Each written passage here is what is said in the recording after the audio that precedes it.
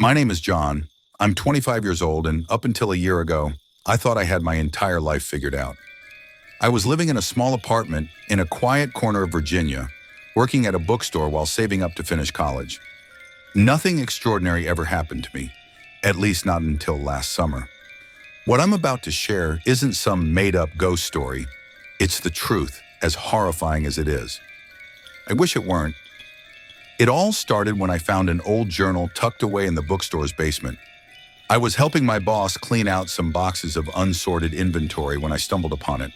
The journal was bound in cracked leather, its pages yellowed with age.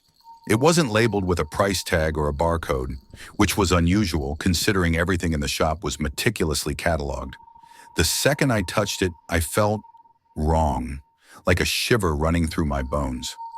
At first, I chalked it up to the cold basement air and slipped the journal into my bag, figuring I'd examine it later. I had no idea that decision would ruin my life. That night, as rain lashed against my windows, I opened the journal. The first page was filled with a sprawling, erratic handwriting that was barely legible. It said, "To whomever reads this, know that you have invited something into your life that cannot be undone. You have been warned." I laughed nervously, thinking it was some sort of elaborate prank. The next few pages detailed the life of a man named Ezra Blackburn, who had lived in the late 1800s in a remote town called Ash Hollow. I'd never heard of Ash Hollow before, but a quick Google search revealed it was a ghost town in Western Virginia. The more I read, the more unsettling the journal became. Ezra described strange occurrences in his home, whispers in the dark, shadows that moved on their own, and a growing paranoia that he couldn't explain. He wrote about a thing that had followed him home one night after venturing into the woods. He called it the Pale Man. Ezra's descriptions of the Pale Man made my skin crawl. He was tall, unnaturally thin, with skin so white it almost glowed. His eyes were sunken, and his mouth stretched into an impossibly wide grin. Ezra claimed the Pale Man would appear at the edge of his vision, watching him from doorways and windows, always just out of reach. By the time I finished reading, it was well past midnight, and my apartment felt colder than usual. I closed the journal, telling myself it was just an old story, a piece of fiction meant to scare whoever stumbled upon it, but deep down I couldn't shake the unease growing in my chest. Over the next few days, strange things began happening. It started small, a flickering light, doors creaking open on their own, the faint sound of footsteps in the hall when no one was there.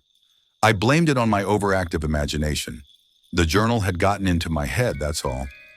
But then one night, I woke up to the sound of something scratching at my bedroom door. My heart pounded as I sat up in bed staring at the door. The scratching continued, slow and deliberate, like nails dragging across wood. "Hello?" I called out, my voice trembling. The scratching stopped. For a few moments, everything was silent.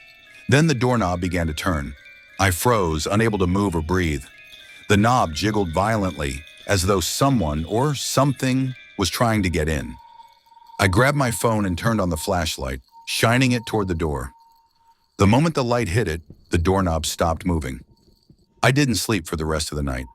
The next day, I decided to return the journal to the bookstore. I didn't care if it was a coincidence or not. I just wanted it out of my life. But when I went to grab it, the journal was gone. I tore my apartment apart looking for it, but it had vanished. That night, the dream started. I saw Ezra's face, pale and gaunt, his eyes wide with terror as he whispered, "He's here." I dreamt of the Pale Man standing at the foot of my bed, his grin stretching wider and wider until it wasn't human anymore. I woke up drenched in sweat, my chest heaving. But the worst part wasn't the dream. It was the figure standing in the corner of my room. It was too dark to see clearly, but I could make out its tall, thin shape. My heart felt like it was going to explode. I reached for my phone, fumbling to turn on the flashlight. When the beam of light hit the corner, the figure was gone. Things escalated quickly after that. The scratching at my door became a nightly occurrence. Objects in my apartment would move on their own. My reflection in the mirror didn't always move the way I did. I started hearing whispers, faint but unmistakable, saying my name. "John, John." I stopped going to work. I couldn't eat. I couldn't sleep. Every time I closed my eyes, I saw him. the pale man, standing closer and closer. The final straw came one night when I woke up to find him sitting at the foot of my bed, his grin inches from my face. His breath was cold and it smelled of rot. I screamed and scrambled out of bed, but he was gone. I knew I couldn't stay in the apartment any longer. I packed a bag and drove aimlessly, not caring where I ended up as long as it was far away. Eventually, I found myself in Ash Hollow, the ghost town from Ezra's journal. I don't know why I went there. Maybe I thought I could find answers, or maybe the pale man was guiding me. The town was eerily silent, the buildings crumbling and overgrown with weeds. As I wandered through the ruins, I found an old church at the edge of the town. Its doors creaked open, revealing a dark, empty interior. At the front of the church was a large, ornate mirror. I felt drawn to it, though every instinct in my body screamed at me to turn back. As I approached the mirror, I saw my reflection, but it wasn't me. It was the pale man, grinning back at me with that horrible, unnatural smile. I don't remember much after that. I woke up hours later, lying in the middle of the church with no memory of how I got there. The journal was lying beside me, open to a new page that hadn't been there before. It said, "You cannot escape. He is with you now, forever." I don't know how I made it out of Ash Hollow, but I'm back in Virginia now. The pale man still visits me every night. I see him in the corners of my vision, in mirrors, in the shadows of my apartment. I don't know how much longer I can take this. If you're reading this, burn the journal, destroy it. Don't let him find you too. My name is Emiliano. I'm 30 years old, and until a few months ago, I didn't believe in ghosts, supernatural entities, or ancient curses. I used to laugh at such things, dismissing them as stories to scare children. But now, after what I've experienced, I can no longer speak with the same certainty. My story takes place in one of the oldest and most abandoned houses in Mexico, a place I should never have stepped foot in. If you want to know what happened to me, follow along. But I warn you, what you're about to read might steal your peace of mind. It all started with a phone call. My old friend Diego, who I hadn't heard from in years, suddenly contacted me. His voice was shaky, and he begged me to come to a small village called Santa Maria del Rio, near Guanajuato. He said he needed my help and mentioned something about an old house and an inheritance he'd received from his family. I don't know why, but his voice sounded so distressed that I couldn't refuse his request.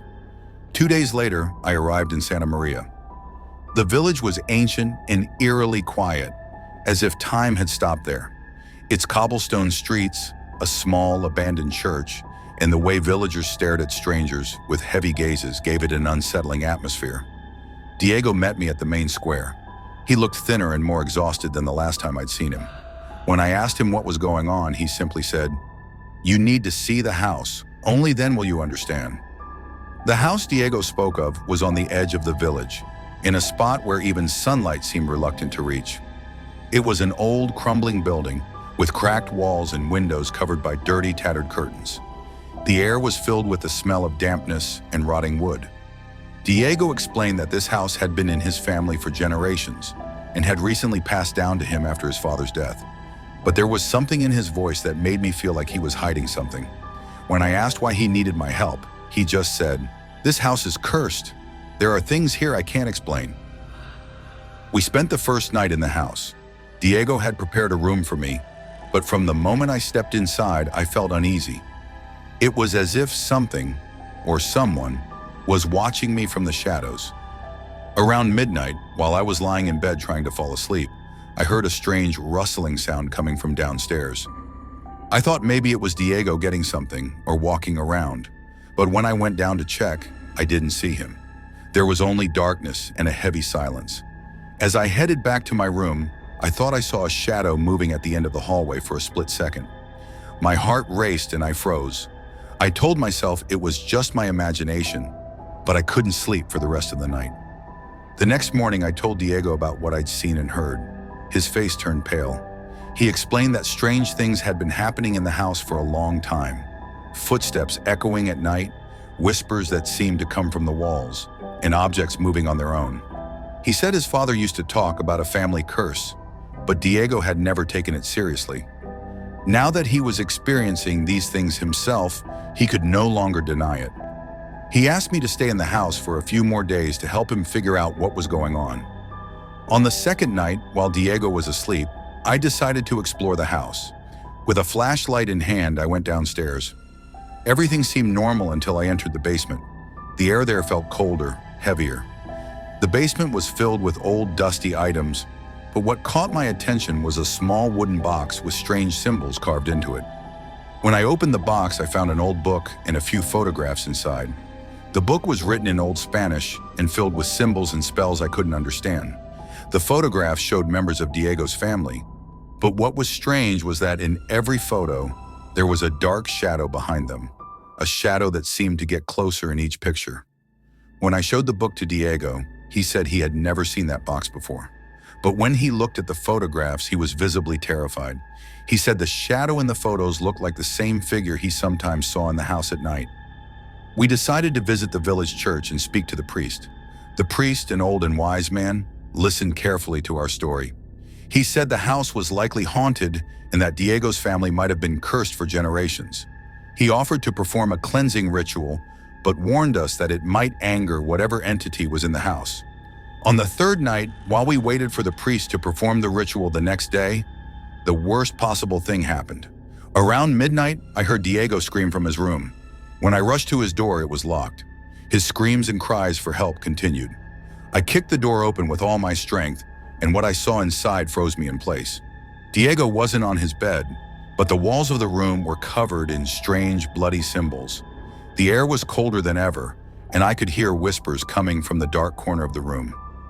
As I stepped closer, I saw a black shadow, shifting and moving. My legs felt paralyzed, and my breath caught in my throat. The whispers grew louder, and the shadow began to take shape. It looked like Diego for a moment, then transformed into a horrifying creature with glowing red eyes and sharp teeth. I wanted to scream, but my voice wouldn't come out. Just as the shadow moved toward me, I mustered all my strength and shouted. Suddenly, the shadow disappeared. I ran out of the room, calling for Diego, but he was nowhere to be found. The house was eerily silent, but I knew something was still lurking in the darkness. My mind was racing with questions. Had Diego been possessed, or had the shadow taken him? I couldn't stay there any longer. I had to find the priest. The next morning, I rushed to the church. The priest, seeing the state I was in, said that a simple cleansing ritual was no longer enough. He explained that the entity in the house was likely a nahual, a demonic creature from Mexican folklore, known for shape-shifting and possessing humans. The priest told me that the only way to save Diego was to trap the entity and banish it from the house. But he warned that this was a dangerous task and could cost me my life. Despite the risks, I couldn't abandon my friend. I agreed to help. That night, I returned to the house with the priest. He brought holy items like crosses, salt, and special candles. He told me not to stray too far from him because the entity could manipulate our minds. As we entered the house, the air felt suffocating. Every step we took was accompanied by whispers echoing from the walls.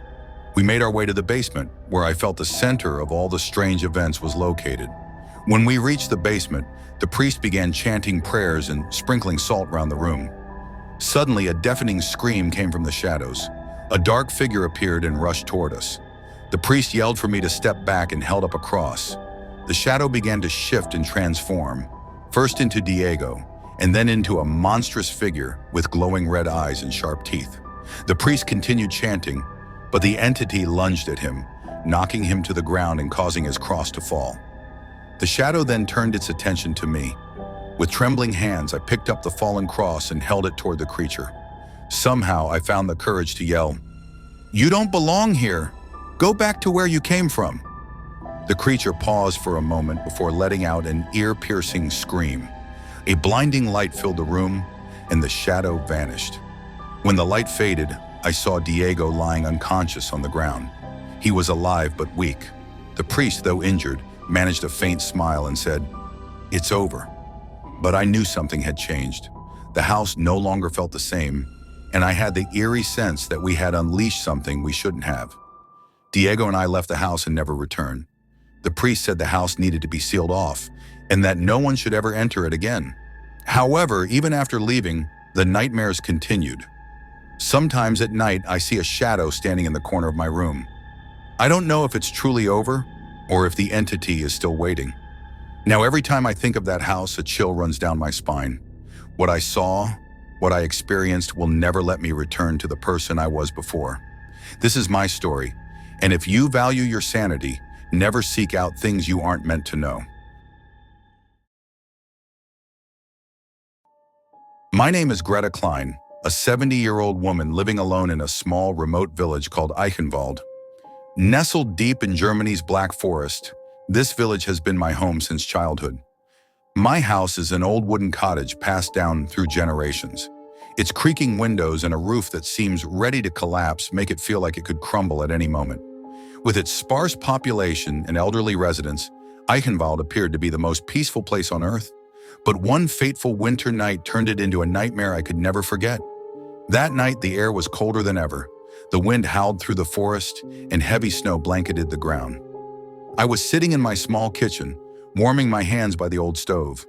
Suddenly, a faint tapping sound came from the back window. At first, I thought it might be a branch snapping in the wind, but when the noise repeated, my heart began to race. I cautiously approached the window, my breath quickening with fear. Pulling back the worn curtain, I peered outside but saw nothing, just the shadows of trees swaying in the dim moonlight. Convincing myself it was just my imagination, I turned to walk away. But then, I heard the sound again, this time coming from the front door. The front door of my house was secured with a heavy lock, yet someone was softly knocking on it. No voice called out, just the rhythmic sound of knocking. A strange dread filled me, as though the blood in my veins had turned to ice. Who could be out here at such an hour in such cold weather? Holding a kerosene lamp, I cautiously approached the door. Peeking through the narrow crack in the side window, I saw no one there. When the knocking stopped, I told myself it must have been the wind rattling the door.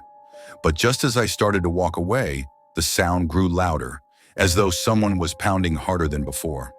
With trembling hands, I shouted, "Who's there? What do you want?" But no answer came.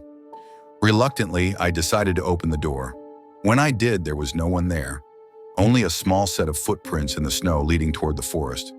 Something inside me warned against following the footprints, but my curiosity got the better of me. I stepped outside and took a few hesitant steps toward the forest. The snow crunched underfoot, and the wind grew colder with every step. As I neared the edge of the trees, a faint sound of laughter reached my ears. A soft, eerie laugh that sounded like it came from a little girl. I froze, unable to move forward. I felt certain that whatever waited in the dark forest was far from human. Panicked, I rushed back to the house and locked the door. But my fear didn't subside. Moments later, I heard footsteps circling the house, crunching through the snow. This time, the sounds were louder and unmistakable. My breathing quickened, and my heart pounded so loudly I thought it might burst. I grabbed a large kitchen knife and stayed awake all night, but nothing more happened. At dawn, I mustered the courage to go outside. The footprints were still there, but something about them was different. They no longer looked like human prints. Halfway across the yard, they had transformed into claw-like tracks, resembling those of a wolf. I knew then that something unnatural was happening. The following night, as darkness once again enveloped the forest, the nightmare continued. The tapping returned, this time on the window of my bedroom. When I looked out, I saw something that still haunts me to this day. Behind the window stood a woman with tangled hair and pitch-black eyes. Her pale, cracked skin looked like it was decaying from within. I screamed and stumbled backward. When I looked again, she was gone. A few days later, I shared my ordeal with the village priest. His face turned pale as he listened, and he said, "Greta, this place is cursed. Eichenwald has secrets you are better off not knowing." He explained that long ago, a woman accused of witchcraft had lived in the forest. The villagers had burned her alive, and now her spirit had returned to seek revenge. The tapping, the laughter, and the horrifying face of that woman continued to torment me. I could no longer bear to stay in my home. Finally, one day I packed my belongings and left the village for good. But even now, on quiet nights when the wind rustles the trees, I hear the faint sound of her laughter and the relentless tapping. If you ever find yourself in Icon Vault, never stay there after dark. Because if you do, she might come for you too.